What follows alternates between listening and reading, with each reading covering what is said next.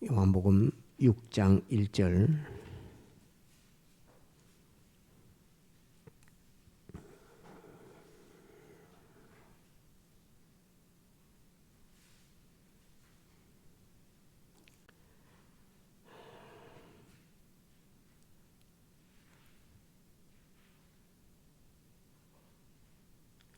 요한복음 6장 1절 봉독합니다.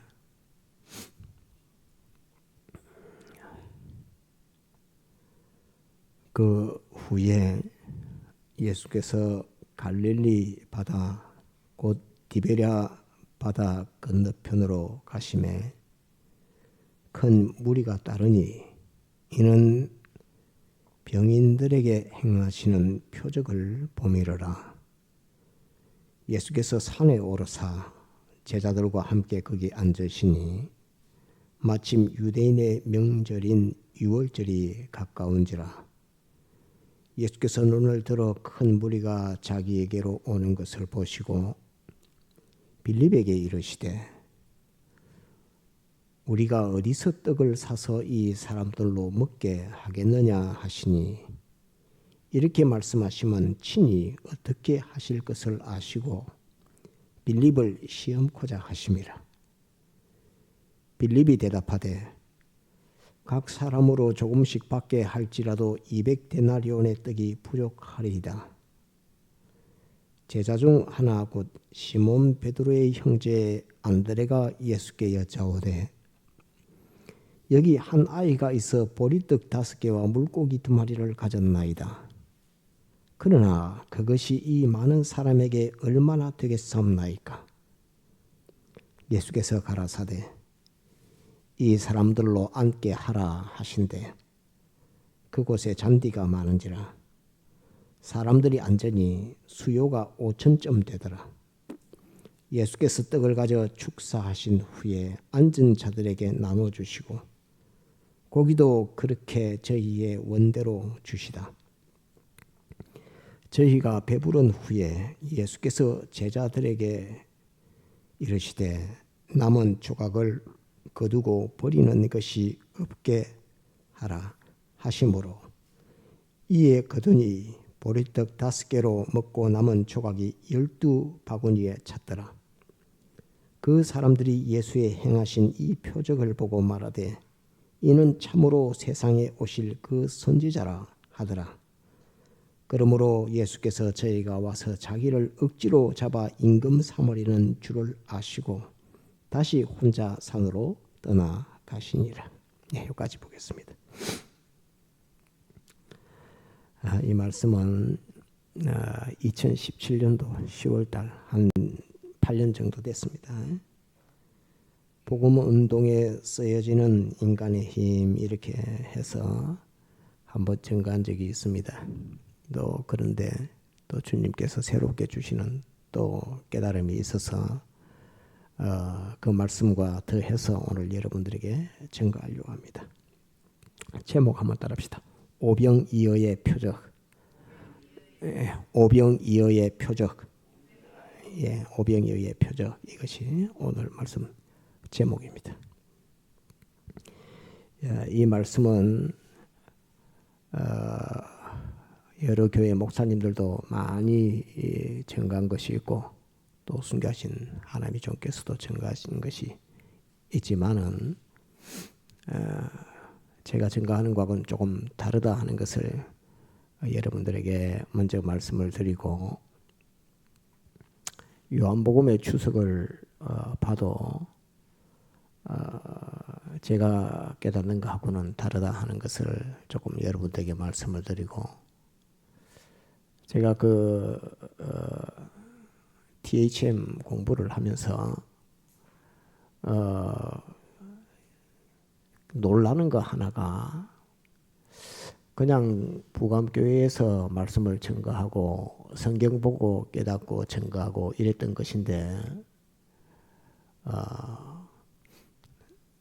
세계의 신학자들이 얼마나 많은데 그분들이 가진 것하고 비교할 때에 하나님이 정말로 제게 놀라운 것을 많이 주셨다 하는 그것을 이런 깨달음에 근접도 못할 만큼 그런 것을 볼 때에 하나님께서 저를 엄청 사랑하시고 또 여러분들을 엄청 사랑하시고 부감교회를 사랑하셔서 귀한 말씀들로 많이 주셨다. 성경의 깨달음을 많이 주셨다 하는 것을 때때로 느끼면서 하나님 앞에 감사하게 됩니다. 한 가지 이 말씀을 볼 때에 우리가 지난주에 가나의 혼인잔치를 배웠지요. 가나의 혼인잔치에서 제일 중요한 건 뭡니까? 가나의 혼인잔치 그 표적, 물로 포도주 만든 표적 중에 그 전체를 두고서 제일 중요한 단어를 하나 정해라 하면 무슨 단어를 정해야 될까요? 한번 따라합니다. 예수님의 피. 예수님의 피. 포도주라고 하는 예수님의 피의 대속을 요한복음 시작할 때에 이 대속을 너희는 요한복음 전체를 볼 때에 대속의 관점에서 이 성경을 봐라 하는 그것을 나타내고 있는 것입니다. 가나의 포도주 그 표적 사건을 표적 역사를 제일 앞에 이렇게 제자 부르신 이후 나다나엘 부르시고 난 이후에 나타내신 것은 이 예수님의 이 역사 공생의 전체 역사는 예수님의 이 십자가 못 박혀 죽는 대속의 역사를 항상 중심에 두고서 하신 모든 역사다 하는 것을 우리에게 가르쳐 주시는 말씀이고 오늘 이 말씀은 우리에게 또 다른 면이 있습니다. 이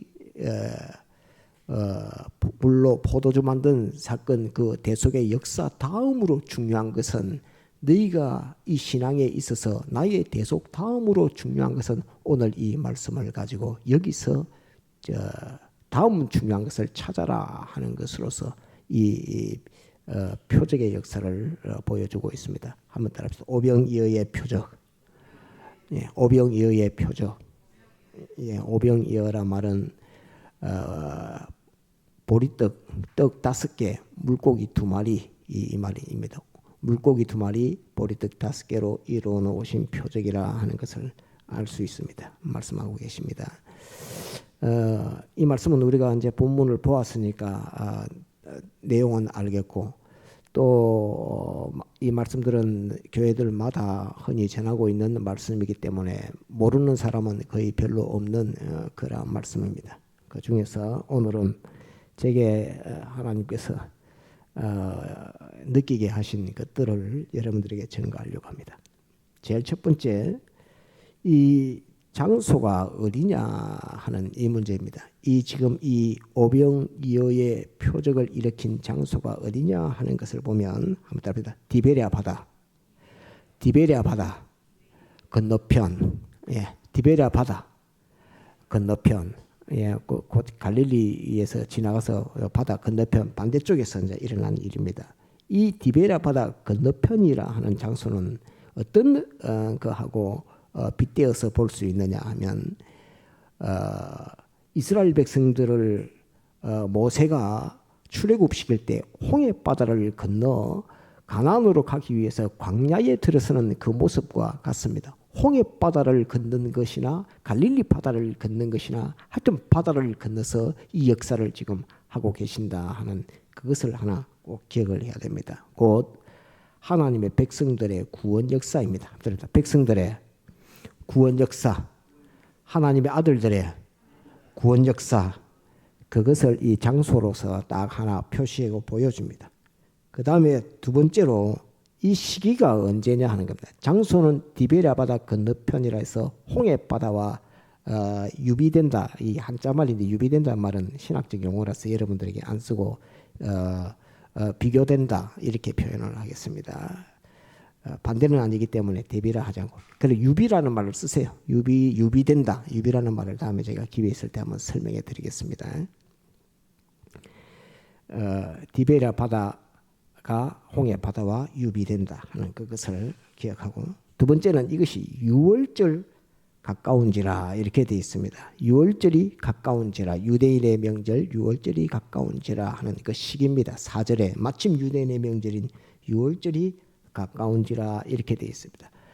유월절은 곧 어린 양을 잡아서 그 피를 문 좌우 설주에 바르고 이스라엘 백성들이 애굽에 종살이 할 때에 어린 양을 잡아서 피를 문에 바르고 어린 양의 고기를 불에 구워서 먹던 그 절기가, 먹는 절기가 유월절입니다. 곧 예수님의 십자가에 못 박혀 피 흘려 죽는 그것을 앞에 두고 하는 말씀이다 하는 이 말입니다. 유월절 절기가 가까운지라 하는 이 말은 예수님이 십자가 못 박혀 죽는 그것은 앞전에 지난주에 이제 지금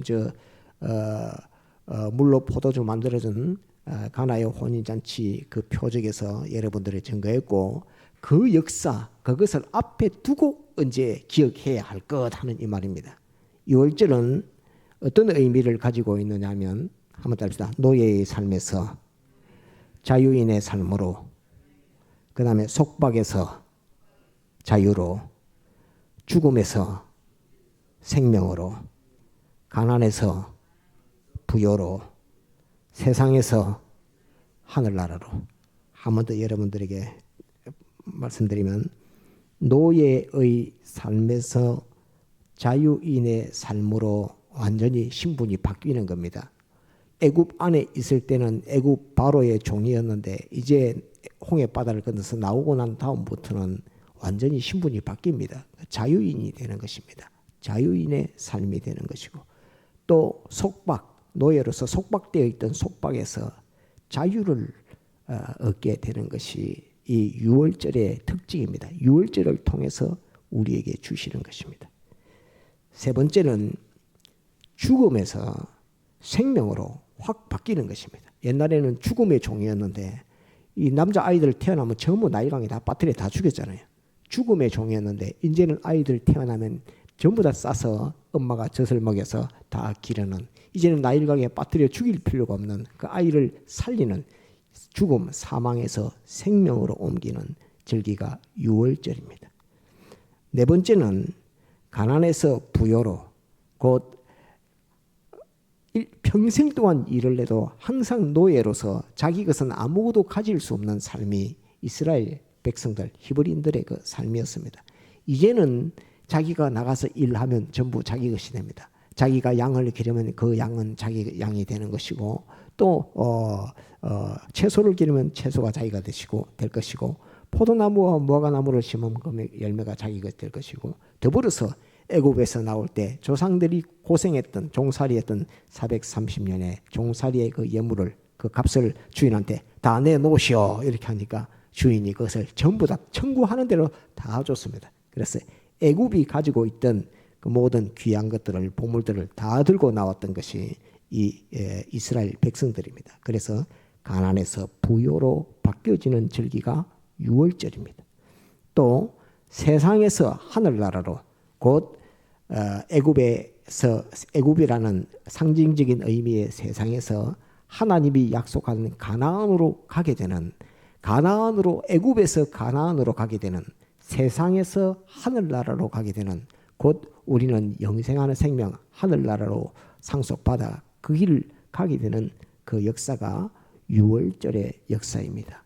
곧 예수님이 십자가에 못 박혀 피 흘려 죽는 그 피 흘림의 그 역사를 통해서 우리는 노예에서 자유인, 속박에서 자유, 죽음에서 생명, 가난에서 부요, 세상에서 하늘나라로 소속이, 이 모든 것이 완전히 바뀌는 그 역사가 유월절의 역사입니다. 그래서 유월절은 애굽인들에게는 엄청난 환란이라서 장자들 모조리 다 죽고 강아지 새끼도 맏새끼는 다 죽는 그런 역사였지만, 하나님의 아들들에게는 자유의 역사, 해방의 역사, 생명의 역사, 이 모든 부요의 역사, 하늘나라의 역사, 이것으로 충만해지는 절기가 유월절 절기다 하는 이것을 꼭 기억해야 됩니다. 그래서 우리가 예수님의 피의 대속을 믿는 것은 유월절 절기에 참여하는 것이다 하는 그런 관념도 가질 수가 있는 것입니다. 그래서 이 시기가 유월절을 앞에 두고 있는 시기였다 하는 것을 오늘 이 말씀 가운데 기억하고, 세 번째는 그 형편, 지금 환경은 어떤 환경이냐 하면 로마의 식민지의 삶에 궁핍한 삶, 고통의 현실 가운데 있는 이스라엘 백성들, 히브리인들, 지금 이스라엘 유대인들이었습니다. 로마 식민지의 삶, 곧 세상 삶이 아주 고단한 삶을 사는 시기라는 말입니다. 오늘 우리가 다 세상에서 사는 것이 문명도 발달하고 편리한 것은 많아졌지만 많아졌는데도 더 삶은 더 고단한 삶을 살고 있는 이것이 곧 오늘 이때의 형편과 우리의 형편은 꼭 같다라고 이렇게 할 수 있습니다. 도리어 우리의 삶이 더 고단한 삶이라고 이렇게 표현할 수 있습니다. 과학은 발달했는데 문명은 발달했는데 우리의 삶은 더욱 고단한 삶입니다. 왜? 그때는 아이들은 일 안 해도 됩니다. 지금은 또 여자들은 일 안 해도 됩니다. 지금은 남자도 일해야 되고 여자도 일해야 되고 아이도 알바를 해야 되고 하는 모든 사람들이 그런 고단한 삶 속에 일생을 살아가는 시기가 오늘의 시기라 하는 것을 기억해야 됩니다. 환경은 로마의 식민지 그런 형편의 삶이었다 하는 것을 기억해야 합니다. 자, 그 다음에 이제 이 유월절 오병이어의 표적의 대상은 누구에게 지금 이 유월절 앞에 두고 오병이어의 표적을 나타내시는가 하는 그것을 본문에서 잘 찾아봐야 합니다. 5절 한번 볼까요? 5절 예수께서 눈을 들어 큰 무리가 자기에게로 오는 것을 보시고 빌립에게 이르시되 우리가 어디서 떡을 사서 이 사람들로 먹게 하겠느냐 하시니 이렇게 말씀하시면 친히 어떻게 하실 것을 아시고 빌립을 시험코자 하심이라. 지금 이 사건 오병이어의 사건에서 주님은 어떻게 하실 것을 다 아십니다. 나는 어떻게 할 것이다. 내가 이들을 어떻게 먹여야 되겠다. 다 아시면서 딱 빌립을 불러서 빌립에게 묻습니다. 빌립아, 이 많은 사람들에게 떡을 나눠줘서 밥 먹게 해야 되는데 도시락을 줘야 되는데 어찌하고 이렇게 묻는 겁니다. 어찌하고 이렇게 물으니까 빌립이 계산이 빨랐죠. 계산이 빠른 빌립이니까 주님이 빌립에게 딱 물었던 것입니다. 그러니까 빌립이 즉각 대답합니다. 딱 보니까 5,000명. 한 데나리온 가지면 몇 명이 밥을 먹을 수 있는데 보니까 200데나리온의 떡이 부족하리이다 라고 딱 주님에게 즉발로 바로 대답합니다. 이 도시락 사가지고 이 많은 5,000명이나 되는 사람을 먹이려면 어쩌고 이러니까 빌립이 바로 200데나리온의 돈이 부족합니다. 200데나리온의 돈이 있어야 됩니다. 라고 이렇게 주님에게 탁 말합니다.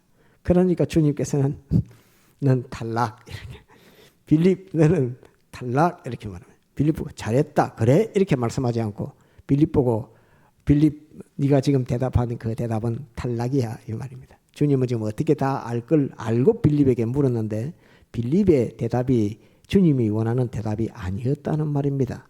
아주 계산을 빨리 해갖고 정확하게 200데나리온 딱 대답했는데 주님이 요구하는 대답이 아니었다는 말입니다. 곧 유월절을 앞에 두고 주님의 피역사 피운동을 할 때에 빌립이 가지고 있는 그 신앙은 안 돼 이 말입니다. 요한복음 이제 시작이다. 요한복음 끝까지 볼 때에 너희는 빌립이 가진 이 관점을 가지고 요한복음을 보아서도 안 돼 하는 말이고 빌립이 가지고 있는 신앙 가지고는 나의 십자가의 대속 역사를 너희가 따라오지를 못해 하는 말도 될 것이고 그런 나의 십자가의 피의 대속과는 성격이 다른 거야 라고 하는 그 의미가 아시고 물었는데 빌립은 계산 빠르게 200데나리온이라고 딱 말을 했습니다. 그러니까 이제 또 주님이 묻습니다. 제자 중 하나고 시몬 베드로의 형제 안드레는 나다나엘을 빌립을 예수님에게 소개시켜 준 사람입니다.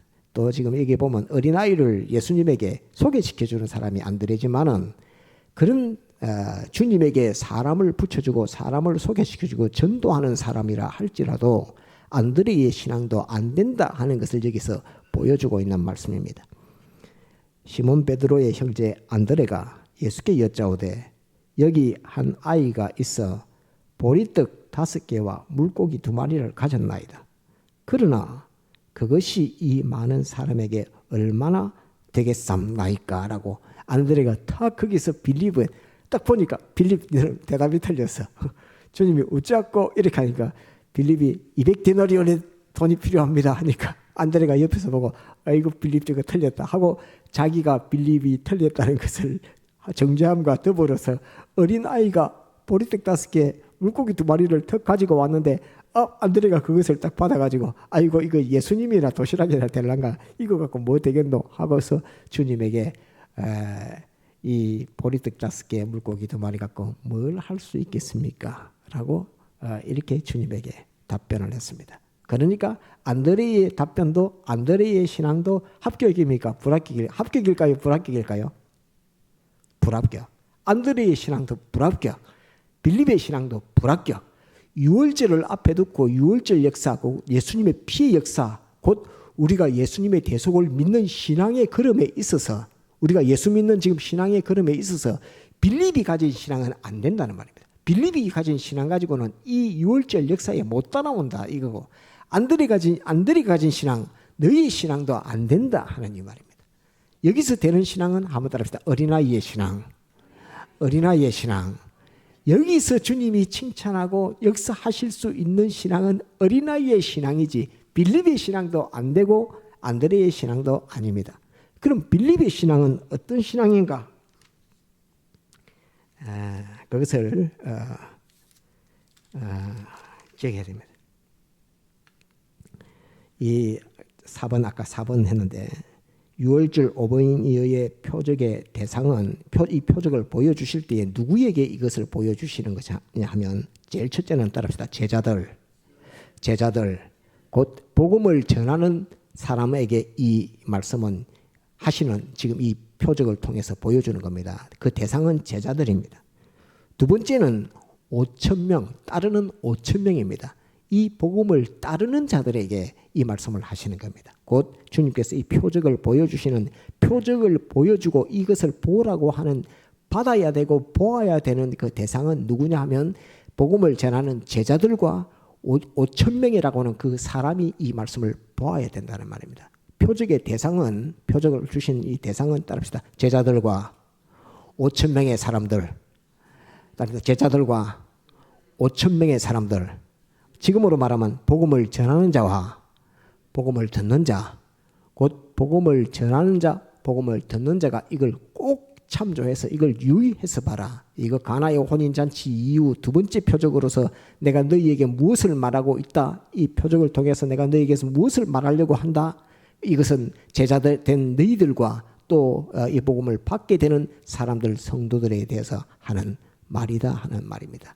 이 거기에 지금 그 디베랴 바다 건너서 따라온 사람들 외에 다른 사람에게는 이 말씀은 필요가 없습니다. 세상 사람에게는 아무 필요 없는 말씀입니다. 세상 사람들에게 하시는 게 아닙니다. 거기에 있는 제자들과 또 거기 모여 있는 5,000명이나 되는 그 사람들에게 주님께서 하시는 말씀이다 하는 것을 기억해야 됩니다. 그 다음에 여기 표적에서 있어서 이 구원 도리는 무엇을 통해서 나타내느냐 하면 따라합시다. 빌립의 신앙과 안드레의 신앙, 요거는 실패의 신앙입니다. 따라합시다. 빌립의 신앙과 안드레의 신앙, 요 두 가지는 실패의 신앙이고 성공하는 신앙은 따라합시다. 어린아이의 신앙, 어린아이의 신앙. 요걸 5번째로 이 비유에서 결론적으로 우리에게 말하고 있는 것입니다. 구원의 도리 중에 실패하는 구원 역사는 빌립의 신앙과 안드레의 신앙, 성공하는 신앙은 어린아이의 신앙. 그것을 5번째로 여기 말씀에서 우리에게 말씀하고 있습니다. 자, 그러면 이제 빌립의 신앙을 배워야 되겠죠. 빌립의 신앙은 우리가 예전에도 전공했고 또 공부했고 또 순가신 하나님의 종을 통해서도 배웠지만 빌립의 신앙은 딱 5,000명 딱 하니까 막바로 200데나리온 하고 딱 바로 나옵니다. 아주 딱 재보는 신앙입니다. 딱 보면 이거는 되겠다, 이거는 안 되겠다 하는 것을 딱 자로 재는 듯한 아주 계산적인 신앙입니다. 예수님을 믿음에 있어서 계산적인 신앙, 또 재보는 신앙, 또 추측하는 신앙, 또 이러면 될까 안 될까 득실을 따지는 신앙. 한번 들읍시다. 득실을 따지는 신앙. 다시 이익과 손해를 따지는 신앙, 계산하는 신앙, 재보는 신앙, 과학 신앙, 계산 신앙. 한자로 두 가지만 합시다. 계산신앙, 과학신앙. 이 계산신앙과 과학신앙은 주님의 피의 이 대속의 역사에서 완전한 적입니다. 주님 앞에 대책망을 받을 만한 그런 것입니다. 그래서 유월절 이 해방과 자유의 역사에 있어서 하나님의 구원 역사에 있어서 계산적인 신앙은 아무 쓸데가 없습니다. 아무 이것 가지고는 아무 일도 못합니다. 5천 명이 아니라 한 사람도 도시락도 못 줍니다. 그러니까 아무 효과 없는 신앙, 아무 피운동의 역사에 효력 없는 신앙이 계산신앙이라는 거, 과학신앙이라는 거. 그걸 빌립에게 200데나리온의 돈이 필요합니다 라고 하는 그 한마디에 주님께서는 너는 탈락 이겁니다. 너는 이 유월절 앞에 두고서 네가 가진 그 신앙은 안 돼 이겁니다. 이 말씀 200데나리온의 떡이 필요합니다라는 말을 구약에 또 그 출애굽할 때 이런 사건이 있었을까요? 없었을까요? 출애굽할 때 이런 사건이 있었어요. 어떤 출애굽할 때 어떤 사건이 있었냐면 민수기 11장에 보면 이 이스라엘 백성들이 광야로 왔더만은 하늘에서 만나는 내리는데 고기를 한 번도 못 먹어.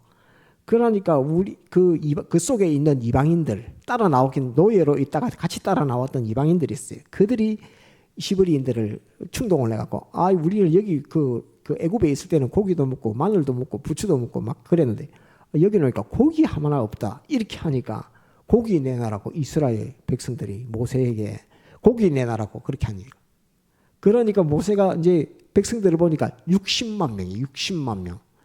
이 고기를 어디서만 들어오겠습니까? 광야 그 모래 벌판밖에 없는데. 그러니까 하나님 앞에 아이고 나를 차라리 죽여주십시오.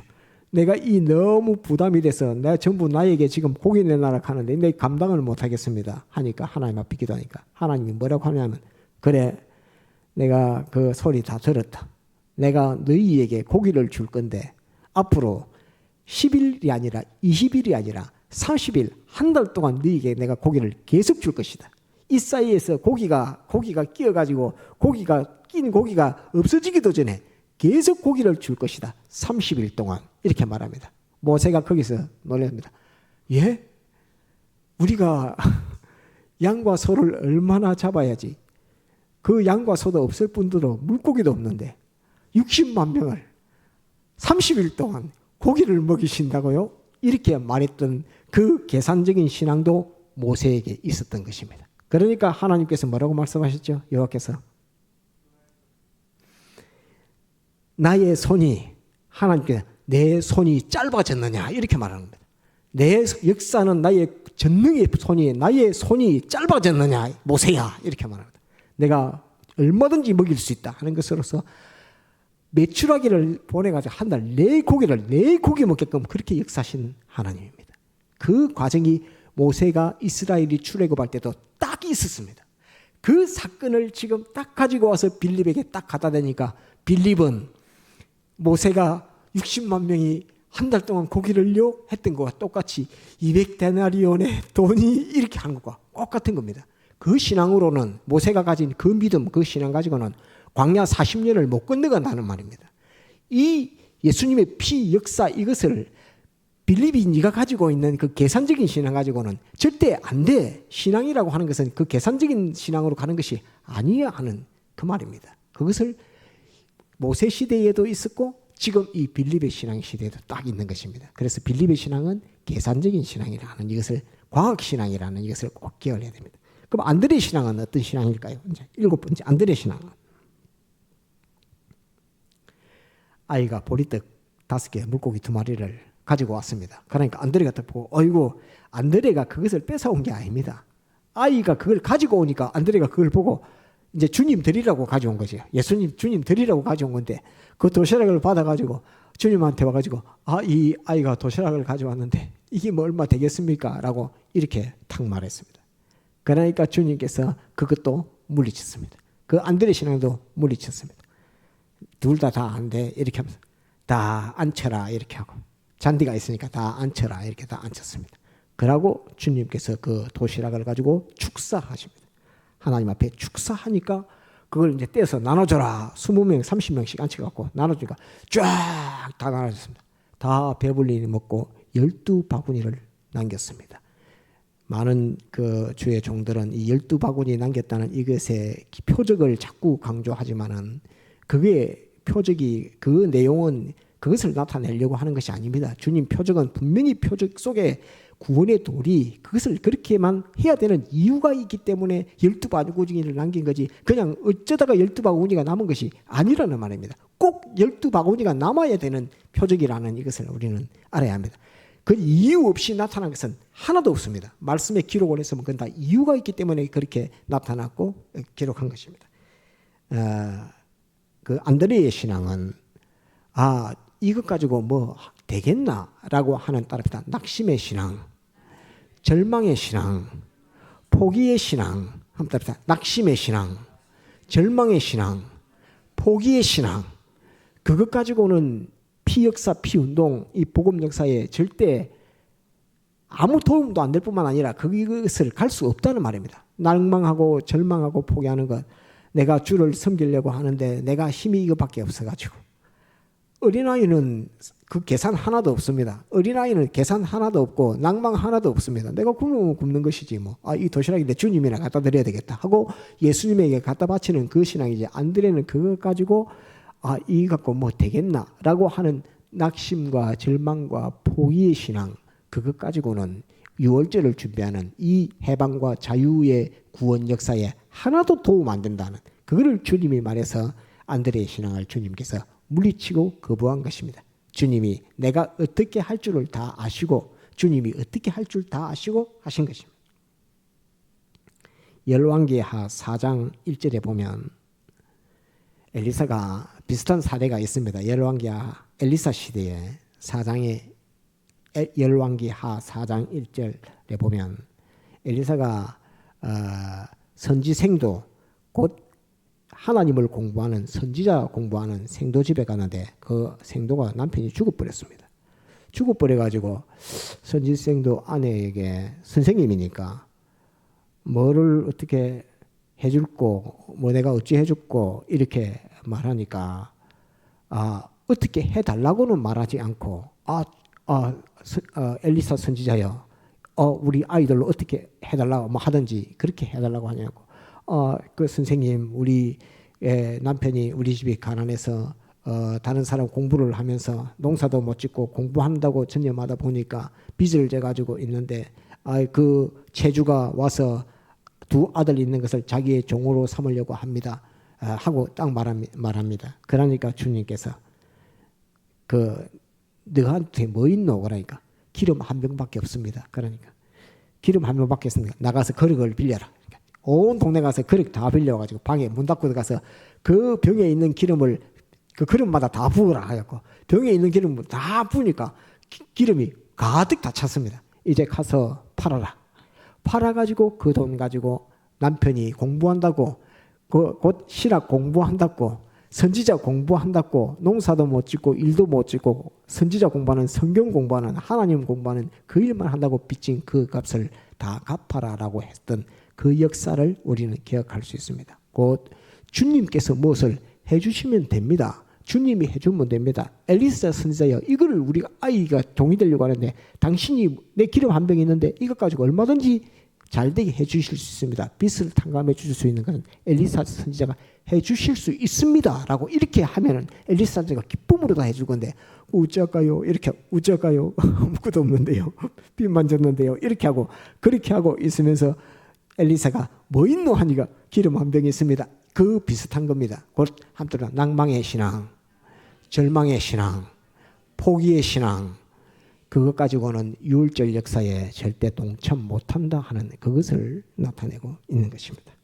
자, 8번째 중요한 것은 어린아이의 신앙은 한편으로 계산 없는 신앙, 낭망 없는 신앙, 작은 것을 바치는 신앙, 주와 복음을 위하여 주와 복음을 위하여 바쳐드리는 신앙 아주 작은 겁니다. 자기에게는 그 한 끼의 도시락이지만은 그것 주와 복음을 위해서 그냥 바치는 겁니다. 그러면 혹 내가 굶을 수도 있는데 혹 내가 굶을지라도 주님과 복음을 위해서 내가 가진 것 주님 먼저 대접해야 되겠다는 그 일념으로 가지고 있는 도시락을 주님 앞에 드리는 그 신앙이 어린아이의 신앙입니다. 이 주님 앞에 어린아이가 도시락 하나 드리는 역사로 12바구니가 남는 그 표적의 역사, 그 기적의 역사를 일으키는 그 역사는 어린아이가 작은 것을 주님 앞에 바쳐드리는 것이고, 그 바쳐드리는 역사 속에서 갈 수 있는 것은 유월절을 기념하는 유월절 앞에 기적의 역사, 표적의 역사, 능력의 역사를 일으킬 수 있는 것이 어린아이의 신앙으로 일으킬 수 있다 하는, 이것이 8번째 어린아이의 신앙입니다. 9번째, 그러면 이제 숙제가 생겼죠. 빌립은 그러면 주님이 물었을 때 뭐라고 대답했어야 되지? 그걸 우리가 찾아봐야 될 거 아닙니까? 주님이 이 5,000명이나 되는 이 사람들인데 어찌하고 라고 할 때에 빌립은 뭐라고 대답했어야 되겠습니까? 이게 숙제입니다. 이게 영감이 있어야 됩니다. 이 말씀을 들었을 때에 그냥 빌립의 신앙은 계산적인 신앙, 그건 유월절 참가 못해, 이렇게만 하면 그것은 아직 영감에 이른 것이 아닙니다. 그것은 내게 대한 이 말씀이 내게 와서 역사하는 말씀이 아닙니다. 그러면 빌립이 뭐라고 대답했어야 되지? 라고 자기가 주님 앞에 물어야 됩니다. 주님, 그러면 빌립은 주님 앞에 뭐라고 대답했어야 됩니까? 안드레는 주님 앞에 뭐라고 대답했어야 됩니까?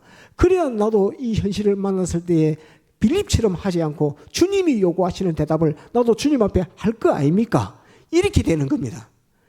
우리는 영감신앙에 이르지를 않으니까, 끝까지 나가서서 끝까지 주님의 뜻을 찾으려고 하는 이것이 부족하니까, 우리는 주님, 그러면 나는 빌립과 같이 내게 물었을 때 나는 주님에게 뭐라고 대답했어야 되겠습니까? 라고 이 빌립에게 물었던 주님의 질문을 자기에게 물어야 하는 것입니다. 주님의 피운동, 피역사에 있어서 주님이 빌립에게 했던 그 질문을 내게 던지면서 나는 그러면 뭐라고 대답해야 주님께서 역사하실 수 있는가 하는 그것을 잡아야 되는 겁니다. 수교하신 목사님도 이거 안 나갔습니다. 이 증거를 안 했습니다. 그럼 빌립은 뭐라고 해야 될까요? 빌립은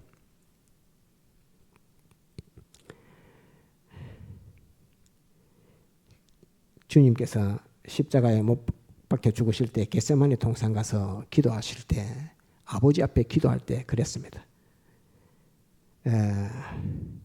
아버지요, 아버지께서는 모든 것이 가능하시오니 이 잔을 내게서 돌리시옵소서.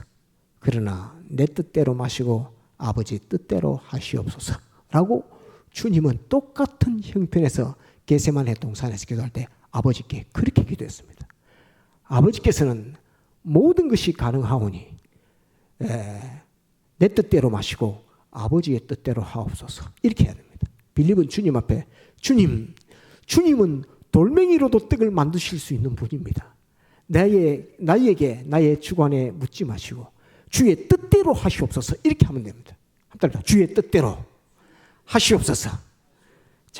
주님이 내게 물었을 때에 내게 무엇을 요구하시든지 무엇을 묻든지 따릅니다. 주의 뜻대로 하시옵소서. 주의 뜻대로 하시옵소서.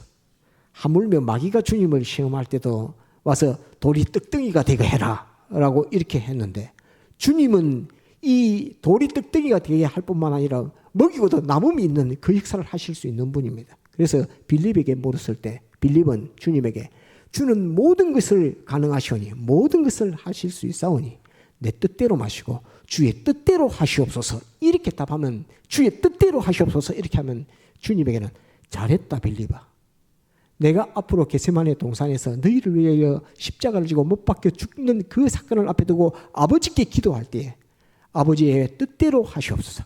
아버지는 모든 것이 가능하시오니 아버지 원대로 하옵소서. 내 뜻대로 마시고 아버지 원대로 하옵소서 했던 것이 주님의 기도인데, 그 기도를 빌립이 그렇게 대답했으면 100점짜리 대답이 되었을 것이라고 생각을 합니다. 그래서 우리는 주님이 우리에게 물으실 때에 주의 뜻대로 하시옵소서 하는 이것이 너무 중요하다는 것을 기억해야 됩니다. 그 다음에 이제 안드레는 그러면 뭐라고, 안드레가 보리떡 2개, 어린아이가 가져온 그 떡하고 물고기 2마리를 가지고 왔습니다. 그럴 때에 안드레는 뭐라고 주님 앞에 대답하면 좋겠습니까? 오늘 묵도 시간에 제가 성경에 보았는데, 주여, 보리떡 5개, 물고기 2마리 여기 있습니다.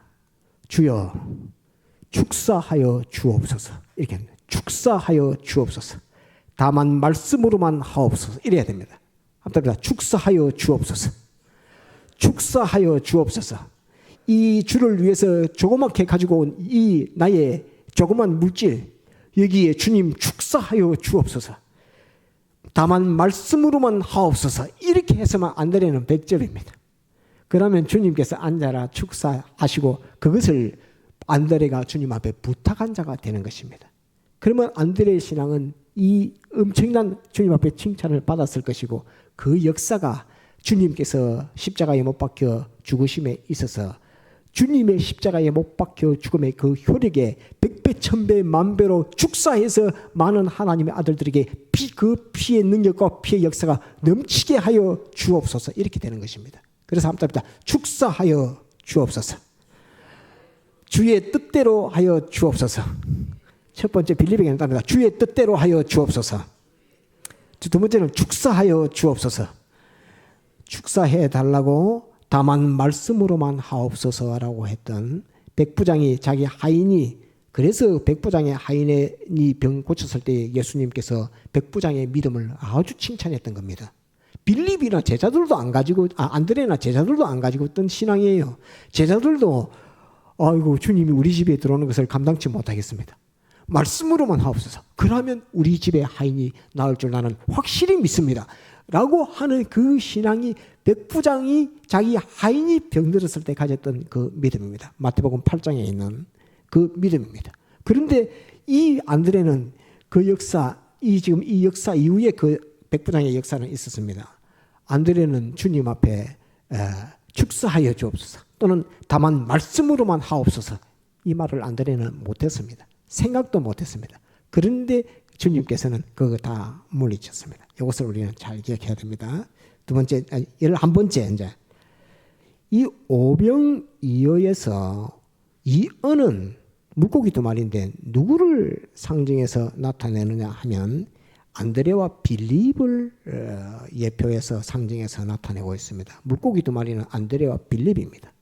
그 다음 오병이어라고 하는 보리떡 이 5개는 그 많은 5,000명이나 되는 그 사람들을 상징해서 5개의 오병을 상징한 것입니다. 곧 세 번째에 한 것처럼 이 제자들, 두 제자, 주님이 물었던 이 두 제자, 그 다음에 이 혜택을 받는, 말씀을 받는, 지도를 받는 사람들, 이 전부를 가리켜서 오병이어 속에 다 들어있는 것입니다. 오병이어의 기적과 축복의 역사는 이 역사에서, 기적과 축복, 이 표적의 역사에서 배워야 되는 사람이 안드레와 빌립과 5,000명의 그 많은 사람들이다. 그래서 오병이어라 하는 것을 주님께서 나타내신 것이다. 도실하게 오병이어가 들었던 이유는 이 두 사람의 질문, 이 효력, 피의 역사의 흐름에 있어서 가장 방해되는 두 개를 없애는 것, 제거하는 것, 그게 이어고, 오병이라고 하는 5,000명이 먹고도 남을 수 있는 그 역사가 오병이라 하는 이것을 여러분들에게 증거합니다. 자, 몇 바구니가 남았죠? 12번째. 몇 바구니가 남았지요?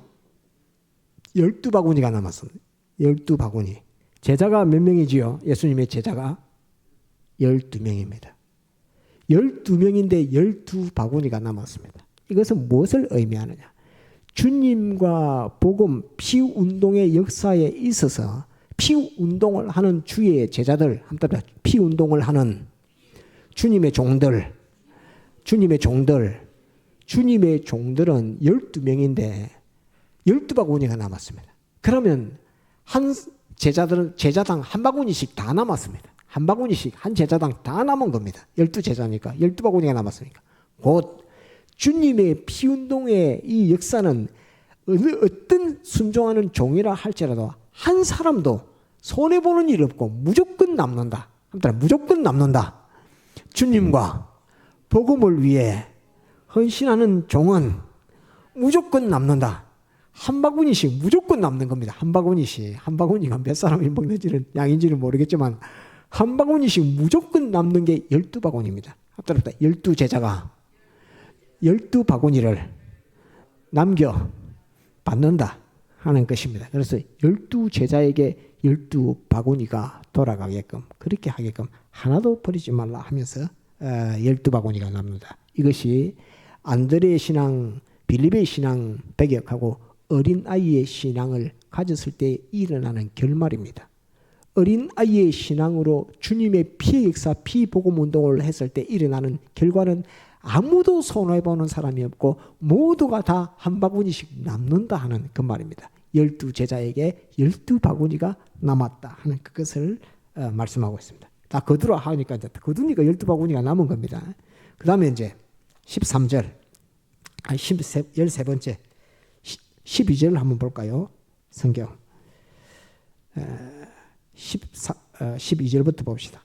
저희가 배부른 후에 예수께서 제자들에게 이르시되 남은 조각을 거두고 버리는 것이 없게 하라 하심으로 이에 거두니 보리떡 5개로 먹고 남은 조각이 12바구니에 찼더라.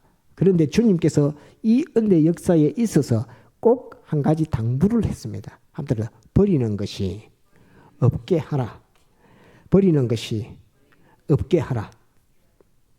이거는 어떤 말씀이냐면 이 피운동의 역사, 예수님의 피운동의 이 역사에 있어서 지극히 작은 것 하나라도 쓸데없는 것이 없다 하는 말입니다. 예를 들면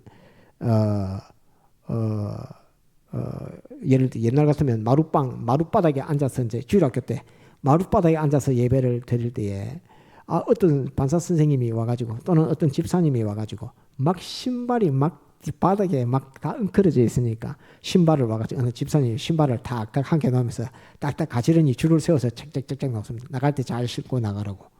그 집사님이 또는 선생님이 와서 신발 하나씩 딱딱딱 바로 놓는 그거 하나조차도 절대 이 주님의 피의 복음 운동 역사에서 필요 없는 것이 아니고 반드시 필요한 것이다. 이 말.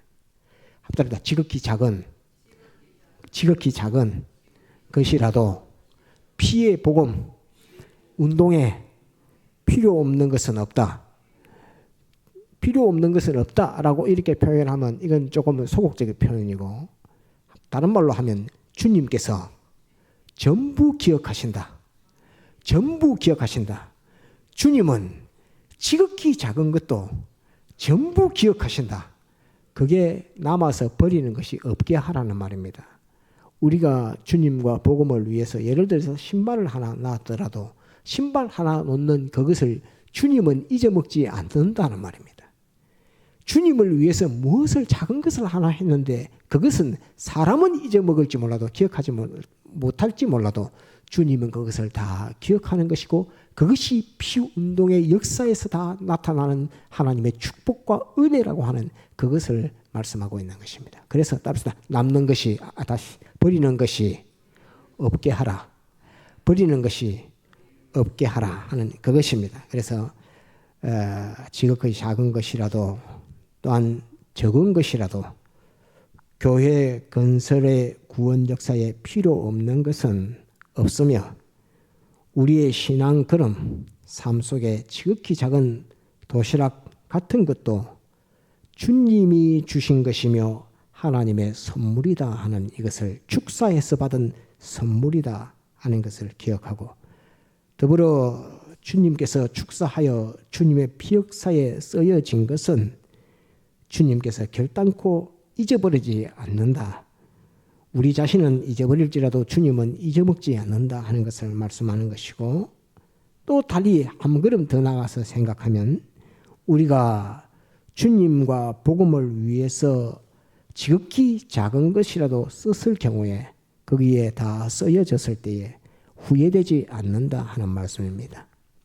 이제 이거는 이제 간정적으로 물어야 됩니다. 내가 주님과 복음을 위해서 큰 것을 쓰든 작은 것을 쓰든 큰 봉사를 하든 작은 봉사를 하든 그런 것이 후회가 된 적이 있는가? 내가 주를 위해서 무엇을 했는데 그것이 나에게 후회로 돌아온 것이 있는가? 그거를 곰곰이 생각해 보면 거기에는 주님께서 축사하신 축사가 있었기 때문에 우리는 거기에 대한 후회라는 것은 없습니다. 주님을 위해 내가 지극히 작은 것을 내어놓고 헌신했다 할지라도 거기에 대해서는 감사하고 기뻐하고 하는 그것만 내 속에 남지 거기에 후회는 절대로 안 남는다는 것은 이것은 주님께서 기뻐하시는 피의 역사요 피의 운동이고 주님께서 남은 것을 하나도 버리지 말아라 라고 말씀했던 주님의 그 역사 속에 있는 것이기 때문에 주를 위해서 나이를 먹으면 먹을수록 주를 위하여 헌신하고 봉사하고 쓰여지는 그것이 더 기쁘고 감사하고 자기가 약해지면 약해질수록 더 주를 위해서 힘을 냈던 것에 더 감사를 하고 또 가난해지면 가난해질수록 주님을 위해서 한 푼을 더 한 푼의 돈이라도 더 쓰는 것에 대해서 감사하고 기쁨이 나오는 것은 그것에 하나님이 주님이 축사했기 때문이라는 이것을 꼭 알아야 됩니다. 주님을 우리는 약해지기도 하고 병들어지기도 하고 가난해지기도 하고 그럽니다. 그렇게 되어질 때에 그 모든 것 속에서 주님에게 헌신했던 그것은 절대로 후회되지 않는다. 그것이 속에서 솟아나는 기쁨이 나오고 그것을 할 수 있게 하신 하나님 앞에 감사가 나오지 주를 위해서 무엇을 썼다고 했는데 쓴 것이 후회가 되어지거든 그건 주를 위해서 쓴 것이 아닙니다. 그것은 주님이 거기에 축사하신 것이 아닙니다. 주님이 축사하신 그것은 주님께서 하나도 버리지 말라고 주님 말씀하신 거기에 얼마나 주님께서 그것을 소중히 여기신다는 것을 이 말씀에서 나타내고 있는 것입니다. 그것이 어린아이의 신앙을 대접하는 주님의 대접의 심정이라는 것을 알아야 합니다. 어린아이의 신앙에 대해서 주님은 갚아줄게 그것밖에 없습니다. 그것을 기억하고 또 그것을 또 전하고 그래서 거기에 축사하시는 그 축사 어린아이도 배불리 먹었을 겁니다. 보리떡두개 물고기 5마리만 먹는 게 아니고 그보다도 더 많이 더 배불리 먹고도 자기의 도시락으로 그 많은 5,000명이나 되는 사람과 주님과 제자들이 다 먹었으니까 얼마나 기쁜 그 역사가 됐겠습니까? 이것이 따릅니다. 어린아이의 신앙 그 신앙에 주님이 축사하면 이런 큰 은혜와 축복 하나님께 영광 돌림의 결실이 반드시 되어진다는 것은 주를 위해서 썼는데 후회가 되거든 그런 후회될 일은 안 해야 됩니다. 그건 주님이 축사하시는 것이 아닙니다. 주님이 축사하시면 기쁘고 감사하고 하는 것이 속에서 계속 솟아나는 샘물같이 자기에게 솟아나게 되는 것이 주님께서 그것을 남은 것을 버리지 말라 하나도 버리지 말라 하신 주님은 기억하고 있고 주님은 축사하신 역사라 하는 것을 우리는 꼭 기억해야 되겠습니다. 한번 어린아이의 신앙 버려야 될 것 빌립의 신앙 안드레의 신앙 그 다음에 하나님의 주님의 축사 이것이 우리에게 있어야 6월절 주님의 십자가의 피의 대속 걸음에 있어서 이것을 나타내고 있습니다. 이것을 요한복음 시작의 서두의 앞부분에다 딱 붙여놔서 요한복음 전체 성경을 끌고 갈 때에 너희는 주님의 피 운동을 항상 기억해 그 다음에 이 믿음을 가져 어린아이의 신앙 이 믿음을 가지고 성경 전체를 보고 이해해야 돼 하는 것을 요한복음 앞쪽에다가 딱 두고서 우리에게 알려주고 있는 그 말씀입니다. 곧 너희는 신앙생활을 할 때에 예수님을 믿는 신앙생활 너희들이 할 때에 이 어린아이의 신앙 제일 첫째는 예수님의 피 대속을 알려고 하고 그것을 자기의 대속으로 가지는 것 그 다음에 주님 앞에 이거 어린아이와 신앙과 같이 헌신하고 내어주는 것 계산적인 신앙 하지마 그 다음에 제한적인 신앙 하지마 그거 절망 낭망하는 그런 신앙 하지마 끝까지 작은 것이라도 거기에 대해 관념 갖지 말고 주님 앞에 드리는 그 일로만 해 축사하여 주옵소서 이렇게 말씀만 하여 주옵소서 이런 신앙을 가지고 걸어가면 하나님의 은혜와 축복이 우리에게 가득 넘치게 된다. 피운동의 피역사의 효력을 부감교회는 얼마든지 볼 수 있다 하는 우리들은 다 그 속에서 누리며 살게 된다 하는 이것을 오늘 여러분들에게 이 말씀을 통해 전가합니다. 한번 따라서 오병이어의 표적 예. 다 같이 통성으로 기도하시겠습니다.